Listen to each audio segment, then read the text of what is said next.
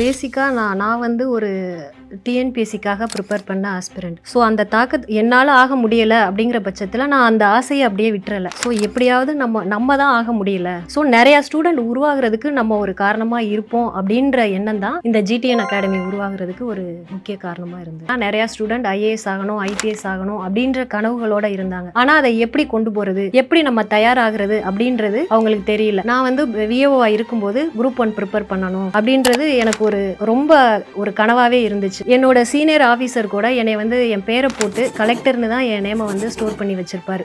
அந்த அளவுக்கு என்னோட ஆர்வம் இருந்துச்சு. ஸோ எனக்கு அந்த ரைட் டைம்ல கரெக்டான வந்து கைடன்ஸ் கிடைக்கல. ஆனால் நான் அதே நேரத்தில் அதை அப்படியே விட்டுறல. நானும் என் கணவரும் சேர்ந்து எங்களோட பிஸ்னஸை டெவலப் பண்ற அதே நேரத்தில் ஸோ நம்ம ஊர்லயே இந்த மாதிரி பிரச்சனை இருக்கு. இப்போ வெளியில தமிழ்நாடு ஃபுல்லா பார்த்தோம் அப்படின்னா நிறைய ஸ்டூடெண்ட்ஸ் கிட்ட இந்த சிக்கல் இருக்கும் அப்படின்ற மாதிரி எனக்கு தோணுச்சு. சரி, நம்மளோட அறிவை பயன்படுத்தி நம்மளுக்கு அடுத்து வர்ற நம்மளோட ஜெனரேஷனுக்கு நமக்கு மேல ஒரு படியாவது நம்ம அவங்கள கொண்டு வரணும் அப்படின்ற எண்ணம் தான் எங்களை வந்து இந்த அகாடமி ஸ்டார்ட் பண்றதுக்கு ஒரு ரீசனா இருந்துச்சு.